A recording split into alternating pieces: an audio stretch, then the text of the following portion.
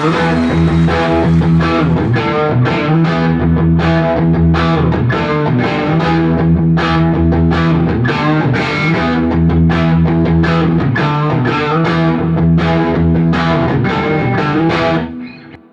everybody, welcome to Royal Amp Company, also the home of Studio 70. Tonight we're going to be looking at the Royal MSG100. Now this particular amplifier is based on the amp that Jimmy Page used in 1973 at the garden shows. So 72 is really the banner year for Jimmy Page when it comes to Marshall amps. Up until that point he'd used a lot of different companies for their backline. Basically Rickenbacker Transonics, High Watts, Wim. We'd had everything from Arbiter, even Marshall occasionally. But pretty much the High Watts were the longest running one until 72 with the Marshalls. And the High Watts pretty much disappeared around 71 of November. For me, the magic really happens in 73 at the garden shows. And I attribute that magic to the 88s, the KT88 tubes that they installed in his amp at that time. Additionally, I think they made a couple other tweaks, and all of this is reflected in the amp that we make. So 73 is the tone for me, and that's what we're after for this particular model. Now 75 is definitely different, and 77 is a little bit different as well. I don't think that's because he has a different amp. Now we're just dealing with an amp with different settings, and that's it. I mean, you know, he has changed as far as his approach to guitar slightly with each passing year, and you know, what he has in front of it is slightly changed, his effects and things, but we're dealing with the same amp. So basically that's what this amp is about, and that's what we're going to be exploring tonight in tonight's demo. So the amp that we're going to be using has a few upgrades that the customer elected to go with: mustard caps, vintage resistors, vintage tube sockets. Now I'm running through two cabinets. And I would suggest with this amp that if you're going to use just a single cabinet, use some type of G12H30 type speaker. Don't use a 25 watt Greenback Celestion. Get something with a little more meat to it to handle it. So basically I'm going to do a few different things on the guitar with neck, middle, on the bridge, and just kind of see where that gets us. So I appreciate you guys stopping in to see what's going on, and we'll check back with you in a little bit.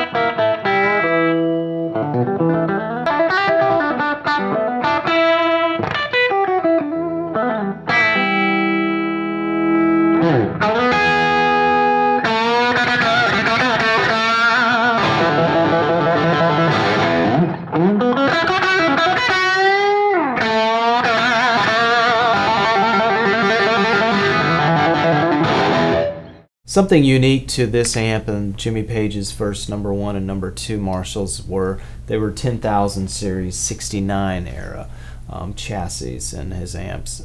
Those are a transitional period chassis that popped up in 68 and pretty much lasted till about mid 69, and then they started kind of phasing them out and were all but gone by 71.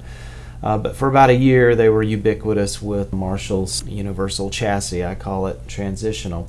Now these chassis had the lay-down transformer and your power supply caps on top. Now basically what we did is we took an original 69 and then copied it verbatim, every hole, every punch exactly. So if you really want to get crazy, you can basically put all vintage parts because this chassis would accommodate them.